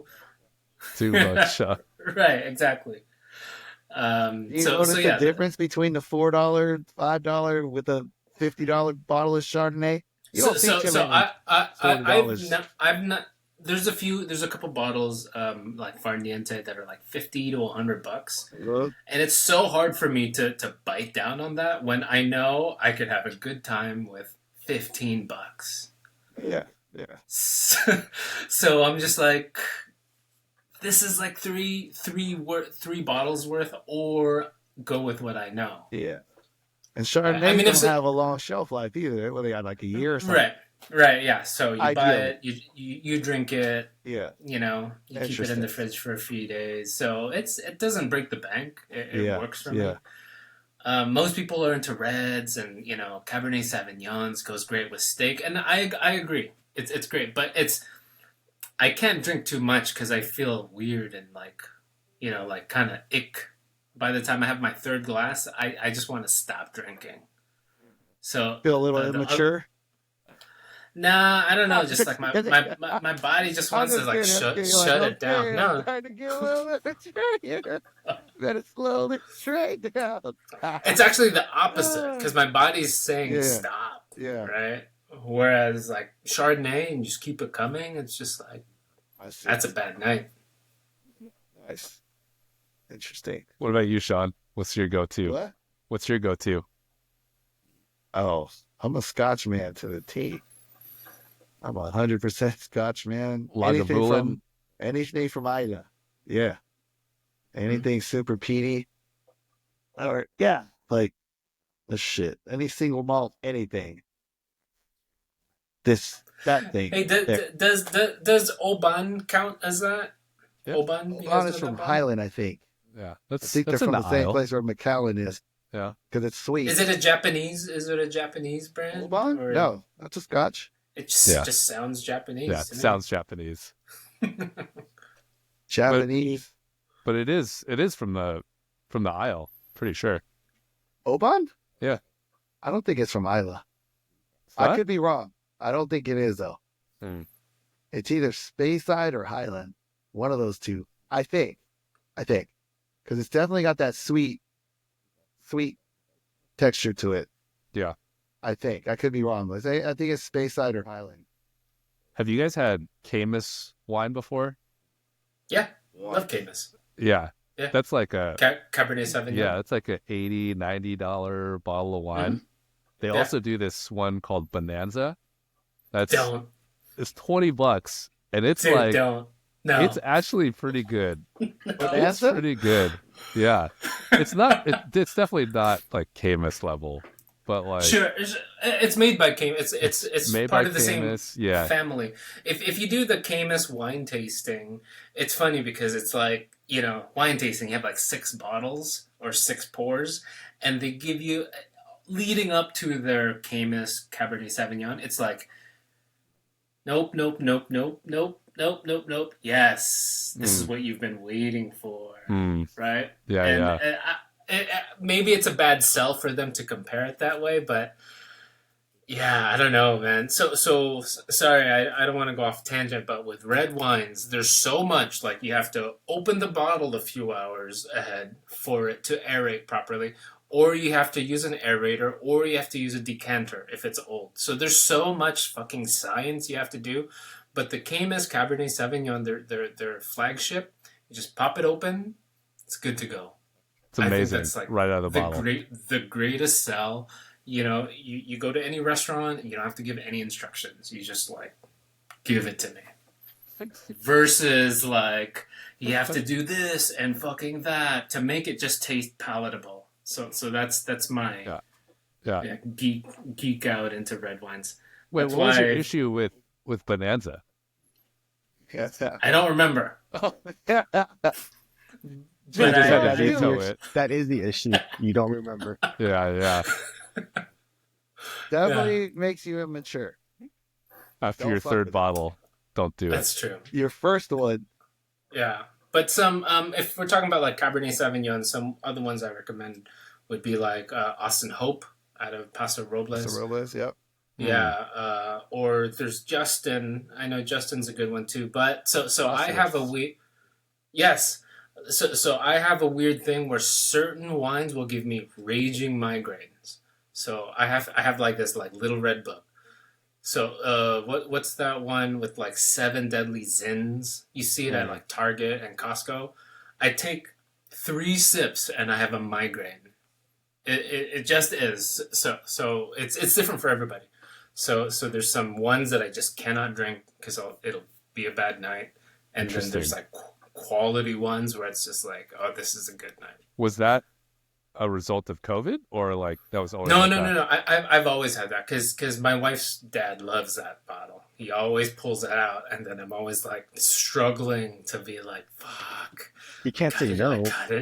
I gotta drink like a few sips and then like hangover drive home. Oh no!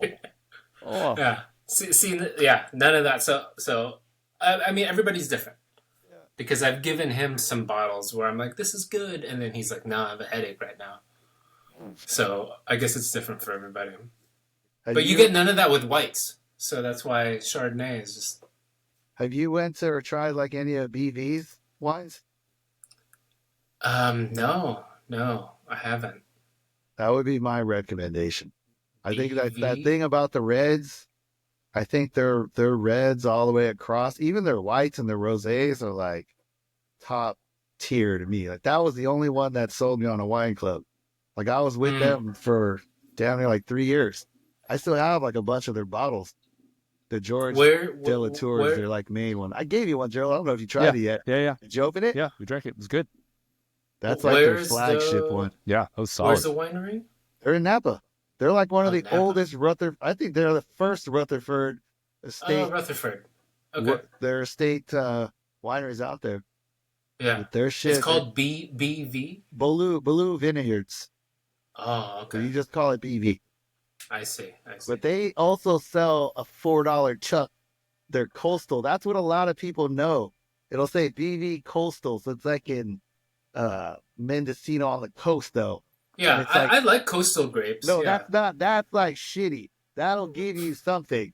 Diarrhea, headache, AIDS, body aches. Like, yeah, your Hep C. Pepsi, third nipple, like pimples on your back. You're going to have all kinds of shit. Yeah. No. But their flagship normal stuff is good. But anyway, can I say something else? Do it. Yeah, a lot of shit to say, man. Say it. 'Cause Don't if I ask. die Don't tomorrow, ask. I wanna Don't make ask sure I say permission. as much shit. Do not As ask I can. permission. Documented. Do not Yes. ask permission. No, you know what it is, man? Again, you guys, like, I'm going, it's this moment, like, where I just think about this kid thing, man. I might be internally just thinking, like, fuck, man. It sucks that I Damn, don't. you guys 'cause fucked them up. I know. you didn't fuck Sorry. me up, but it's just, I'm happy to see friends and people with their kids. You know, it's like, to me, I kind of like, I like seeing it. Because I guess that's my place in the universe where maybe I wasn't meant to have my own, but I was put in this position to do what I do because I actually love it and to just give back to other people. And then so what I'm saying with you is just my experiences around kids and parents with all of their problems. Because I've probably seen so many parents with problems. And one of the big ones is like parents, because you're talking about being introverted, right? One of the big things I see with kids and parents is like their kids are acting out because they want to socialize, but they don't know how to. And their parents are like trying to sue us because we're not helping their kids with social skills. That's not our job. Like you can't teach somebody to be a social butterfly. You need to naturally want that. And where does that come from? Alcohol. Your fucking parents. No, it's your parents, man. It's like if That's you're true.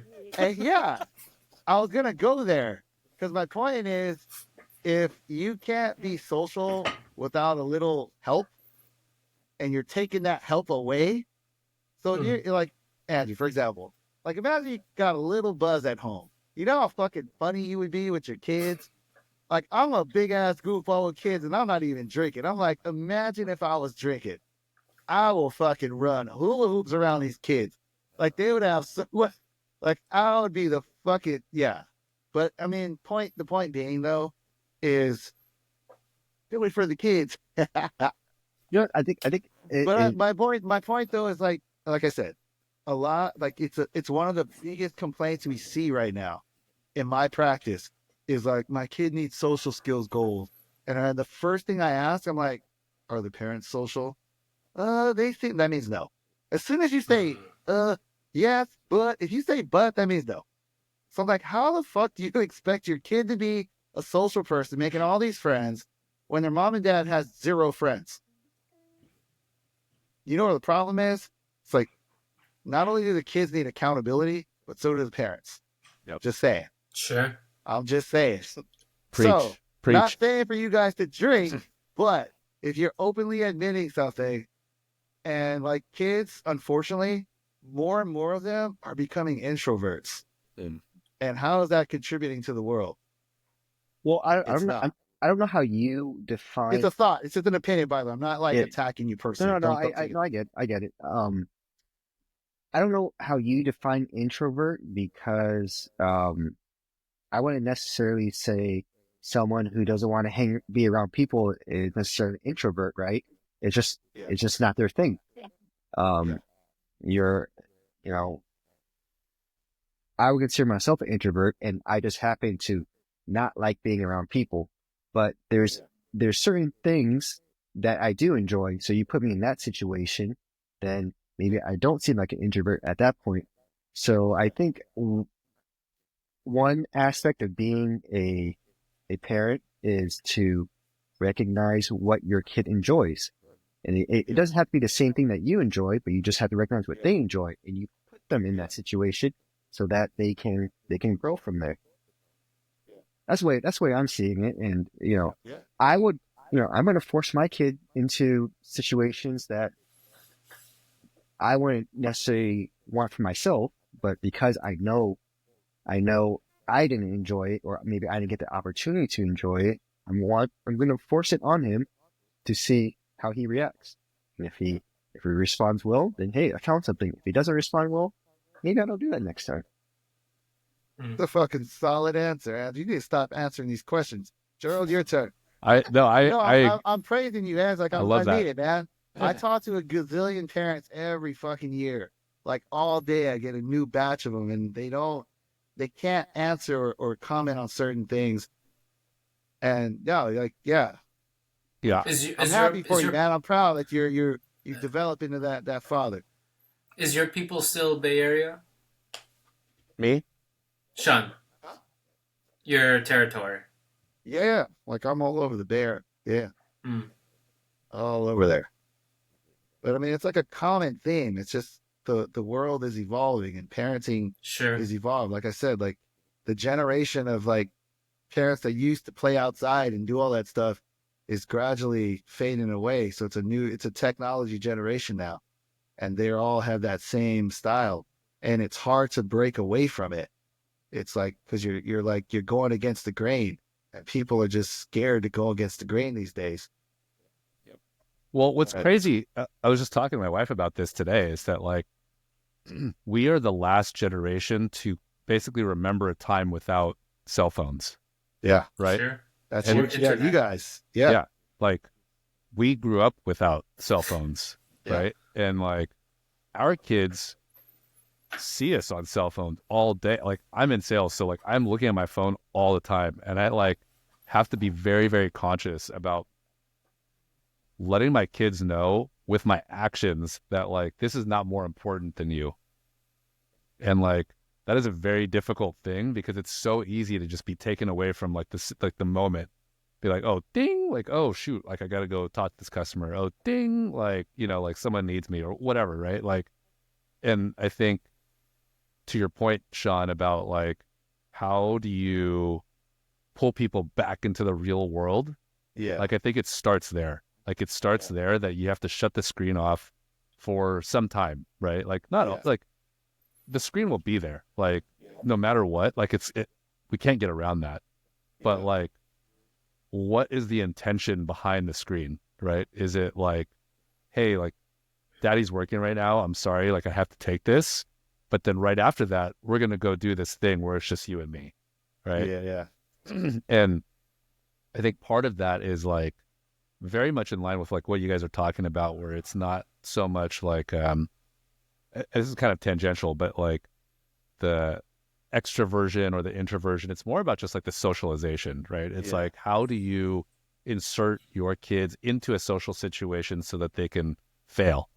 Because Yeah. you want them to fail. You want them to Yeah. fuck up. You want them to be like, that didn't feel good. Why did that not feel good? And then Yeah. have them work through it, right? Because like, that's where you actually learn. It's not that like, oh, that was great. Like, I just want to hang out with Jimmy all day because like, whatever. Like, yeah, that's great. But that's like not actually where you're learning. That's just like your comfort zone.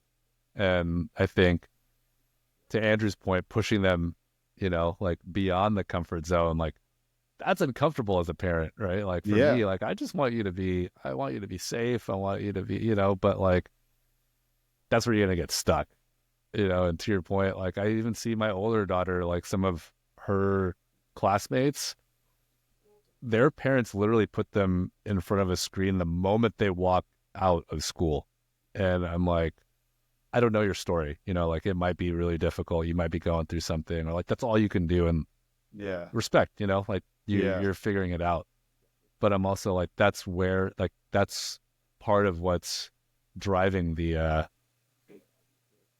not introversion, but like the retreat from reality, if you Yeah. will. So I don't know. That's just my opinion, personal opinion. It's crazy, man. I don't know. What are your guys' thoughts? What have you seen? All kinds of shit.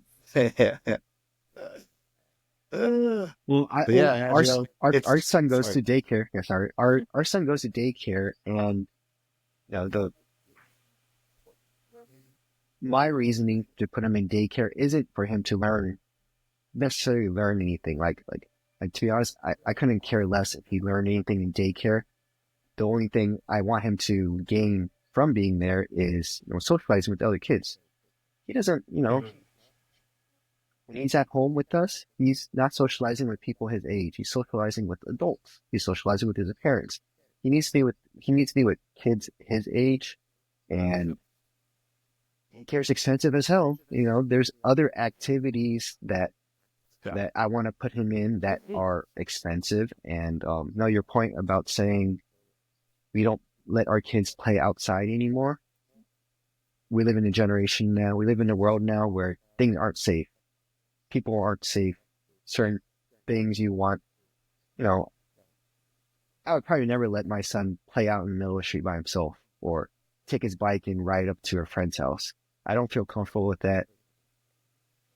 So I need him to be in a controlled environment, but that it is expensive. It does take money. So it's kind of like it's a balancing act between what, it's a balancing act between things I can control. And, I can control putting him in daycare where he's surrounded by different kids and playing with other kids. I can control putting him in a sport, right? But if I let him at a park, there's a lot of weirdos at the park. Sometimes I don't like to take him. I don't want to take him out, I don't know who's watching, right?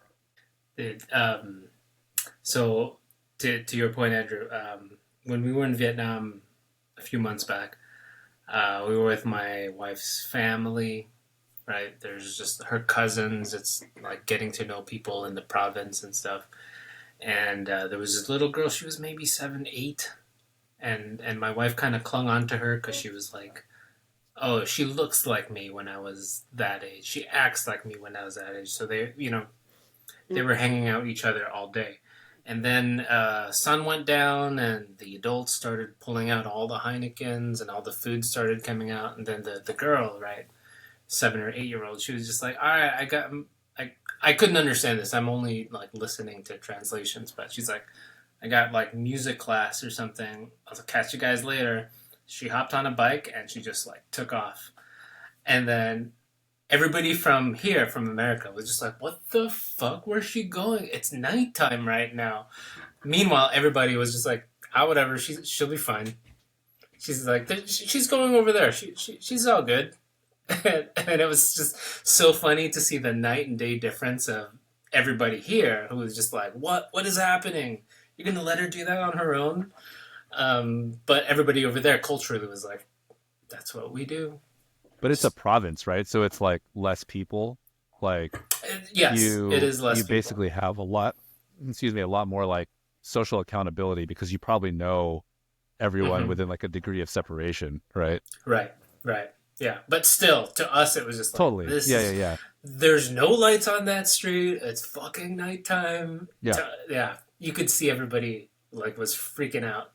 She's like, oh, well, whatever. Dude, I wish I could do that with my kids. I mean, like, I think hearing my cousins talk about like how they grew up in the Philippines, it's like exactly like that girl, right? It's like, I don't have any like adult supervision, you know, like they literally like raised themselves in some way. Yeah, it's like very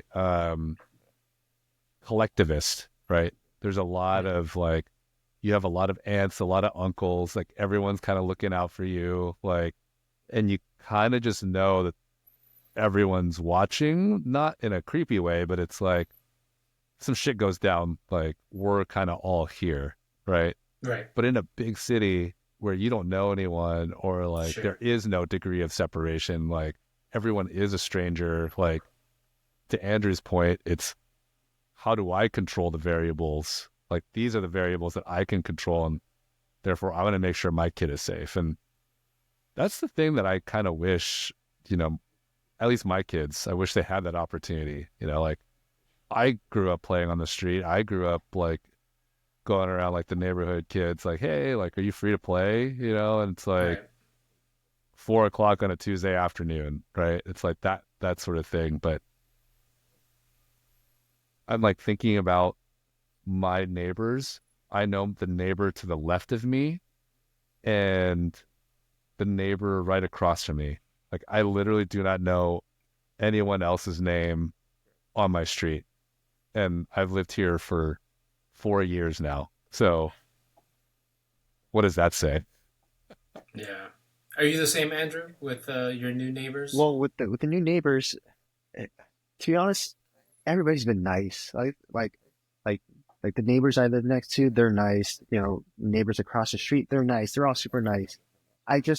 There's just like that one thing back in that one feeling in the back of my head where I'm thinking that I'm still on guard. I don't know, like I just can't accept how nice they are. I know they're nice. I know they're nice, and they're probably good people. But you know, I can't be too sure. I can't be too sure. And you know, Sure. maybe if that's Yeah. just like the east side in me, where you know, Sure. Yeah. Yeah. I can't let my guard down. So, but these people are nice. I'm just not used to it. But What do you think would be the thing that would that would allow you to let your guard down? what would Like be the thing? yeah, what would there be like oh, if they did this thing, like, hey, I might like let my kids play with your kids without checking in. Oh no, that's not happening. That's not happening. I don't want. I can't have that thought. Well, I don't want to have that thought where you know I let it slide for you know one moment and something happened. But my neighbors are great. Like I have a neighbor. He brings in my trash cans. He does it. Oh, that's He nice. does it without Yeah. he does it. You know, I never asked him to do it. Yeah. And to be honest, it's kind of weird when he does it, and I wish, you know, and not wish, but I don't want him to do it, but he still does it, and he does it because he wants to. Yeah. He doesn't ask for anything. Is he older? He's older, but you know, he does it purely from being nice, and Yeah. but it's just, Hey, all it it's just takes weird. is that one confrontation. To reach over and cut your bush down because it's creeping over your fence line. Did I talk to you about that? That happened to me before. Yeah. Exactly. Exactly. I mean, Yeah. I don't know. Like, I think I agree with you in the feeling, of like, if I let my guard down once and some shit goes down, that was on me. That was my bad. Like, that was no one else's fault except my own. Right. And I like want to believe in other people. You know, I think that's like the internal struggle that I have, You know, it's like I want to have that community, and I want my kids to grow up with that hope that you can build that, right? Um, but maybe it's just like not right now, you know, like maybe when you're older and you can understand like this is what you need to be looking out for. You know what I mean? Like you kind of get a sense. Like right now they're so young, it's like they have no idea what's going on. Innocent, they're gonna, Totally, somebody might give them candy, they're gonna follow them, right? 100%, 100%. I mean, my kids still they both have like that stranger danger, unless like my wife and I are there to be like, hey, it's okay. So like, for example, we have had to go through multiple nannies in the last 3 months, and like every single one of them, you can tell like as they come in the door, like the nanny comes in the door, both my kids will look at me and they'll be like, are they good? She good? Like, are we cool here? And as long as I'm like, yeah, like come meet, like XYZ, like they're here to come play with you. They're the boss right now. Okay. Like, like daddy's going to be right here, but like, you got to listen to what, this person says. And they're kind of like, all right, cool. But then I've had situations where like I didn't do that, and it wasn't intentionally. It's just like I didn't take the time to like be really overly explicit and over the top about it. And they were like, what the fuck is going on here? What is this person in my space? And it was like clear that they have a sense of like this person should or should not be here. But like to your point, Andrew, it's like that barrier is not very strong, right? Like if you have someone that offers up candy, or it's like very smiley and warm or whatever, like, oh, look at my puppy, like who knows? Mm-hmm. So anyway, that's kind of a tangent, but I agree with you, man. It's a effed up world we live in now. It's all the Netflix documentaries that we're watching. Dude, that QAnon documentary that you said to check out. 8chan or 4chan? Yeah, 4chan. Oh my God. It's like the antisocial network or something. Yeah, that's what it's called. Yeah, that's what it's called. Yeah. God, that dude, we grew up around that. We were there through a lot of that. 100%. Memes to whatever the lulls. Yeah. It's like all the stupid stuff that you're just like, oh, people actually took some of this seriously. Like, how did you miss the sarcastic font? Yeah. But at the same time, there was like a dark corner. Rod, can we see that sexy forearm of yours though? Dude, I know. What's happening over there? That's nice, bro. I know. I haven't seen you since you got that. You had your other dog on there. Yeah. And a raccoon, right? Right. Yeah, that's awesome. Hella clean. My dark ass skin, that's super bright. I know. I was just saying, it's like really bright. Clean. Rod's. I've actually been thinking about filling this in. Oh, we'll Rod's been working on that for a while because of how much he avoids the sun. Yes, dude, going to Asia and I actually have to sunscreen every time I step out. That sucks, dude. Really? Yeah. Wait, why? Yeah. Does that make it fade or? Yeah, so the more sun exposure. Have you ever seen tattoos that turn green? Oh yeah, and stuff. Usually, that's a lot of sun exposure without protection. Oh. So if especially a colored one, you want it to be vibrant and stuff. So so my body's like super dry and flaky. Except for your forearm. But actually, like I moisturize. You got like a forearm condom. It's just your palm. It's just your palm in the floor. It's just a Magnum with the tip cut off. Whoop, and I slide it on. That's funny. Yeah. Do a little outro.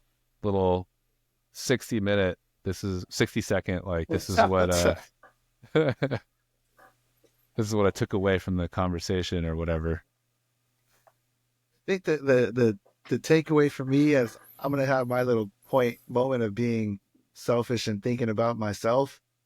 And I'm going to say that trust your gut and instinct about the kinds of people that you choose to stay in communication with as you move through life. Love that. Because, like, Damn. yeah, like we caught up on things, and I feel like I could go down a rabbit hole just talking shit right now. And because we know each other enough, like, we respect each other where we are, and there's no judgment here. Yep. I love And there's that. a handful of people, even at the gym, that they're not on that same wavelength, and it was a conscious choice to do this, at least for me. I know I don't talk to, I haven't spoken to you in a while, Andrew, I think more so than the others, but still, like, I feel like I could pick up, and just hearing where you are and how you matured, man, it's like, it's good to see that. So anyway, Love that. I'll hand it over to you, Rod. No, it's really been cool catching up. It really is. We have the perspective of everything we went through, meeting up with each other, and where we are now. And I feel like every week we can kind of shoot the shit and talk about all that stuff we remember. All these ideas popped up, like when Sean was talking, when Andrew was talking, same with Gerald, and then it just like fizzled away. But we have so many more weeks ahead of us to pull all that shit out and make fun of it and laugh at it. So I'm looking forward to it. I know you guys talked about parenting a lot, and Sean's perspective working with kids and stuff, and like I'm just here playing with like my fucking bald ass dog. I thought you were going to say something else. Trying to figure out life. So yeah, I'm gonna lean in on you guys and kind of like, because all the time, like we have different people in our life who are going through the very similar things, and a lot of the times it's very like, ugh, I don't want to do that, or like, oh, that actually maybe that's something we can pursue. So yeah. One other thing, like, my wife, whenever she goes through some shit, like from me or work or family, she has all these friends that she calls up and she like unloads and trauma dumps on them. I don't have that. So I might have to trauma Do it dump here. on you guys Do it here. once a week. Do it here. Yeah. Yes. I love that. Going back to what Rod's saying about, our significant others, they have, they're good at keeping contact with their friends and, trauma dumping on each other. That's one thing that I'm not good On their at. chest. I'm not good. Damn it. Cleaning the steamer. That's one thing that I don't have. I don't do too well with. I like having this in the video format where I can see everybody's face versus, just, texting away on the phone, because this adds a different layer to it. And I love hearing the different perspectives, especially with the parenting stuff from Gerald's perspective and, Sean's perspective. Not that you have kids, but you're working with a lot of kids. You're seeing a bunch of different parents in different situations. And, it makes me think about, how to expand on the way I think about parenting, because when it's just me by myself, I'm rigid in the way I'm thinking. Like I'm going to raise my kid this way because that's the way I'm thinking. But if I'm hearing Gerald's perspective, I'm hearing Sean's perspective, and Rod, if he has anything to add to it, it just kind of like opens up and makes it a little more, I can maybe change the way I think, or I can add onto the way I think. So I think just having these conversations is super beneficial, at least for me. Yeah, that's awesome. I think The for hostess me, with the mostest. yeah, I'm kind of piggybacking on a lot of what you guys are saying, but I think from again, like as Sean said, kind of a selfish standpoint, I think it's like twofold, right? Like I think one thing I've always done in my life is not always, at least in my adult life, I've always journaled. So like I would actually write like my thoughts and like what I have been going through, and then like dissecting it in that moment. And then what's amazing is to be able to go back, like 5-10 years later and then read like, where was I at that point? I kind of look at this as that, Like I'm really interested to see where we're at in 5 years and 10 years. And this, I actually knew that. I was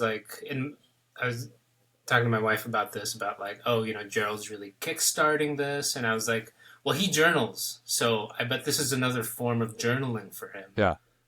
To be able to look back. I didn't even think about it that way until we started talking, and like during the conversation, I was like, man, this is awesome to be able to like snapshot this right now, like where we're at in our lives, because this is very different, like where we're at right now than when we first met, right? Like think about how different we are as people.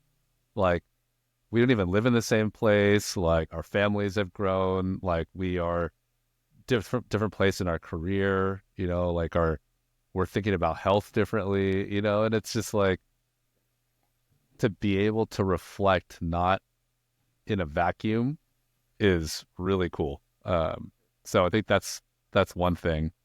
And then just piggybacking on like what Sean said about like picking who you continue to invest your time into, is incredible. Like I think I do a decent job of like keeping in touch with my friends, like decent, like probably not as well as some other people, and not as intentional. It's more just like, oh, hey, like what's up? Like I was thinking about you, like what's going on, and that's kind of how I do it. But like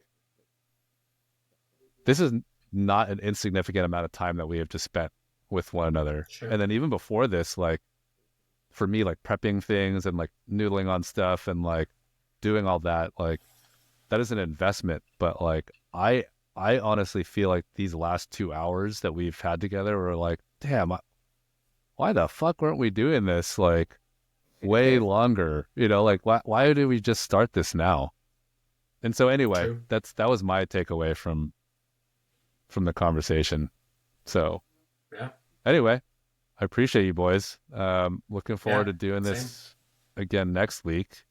We'll get a more slick sign off and a slick intro Still working on it. But yeah, we'll work on it. We got homework. But We're gonna have like our handles, and find me at Patreon blah blah blah. Hell yeah. Exactly. That's why I'm doing it. Emerald Coffee. Emerald B. Emerald baby. B, son. Emerald B. Emerald B. Cool. All right, This is man. fun. Good chatting with you dudes, man. Have a good night. Yeah. Love you See boys. guys. Thanks, guys. See you guys. See you guys. Peace. Adios.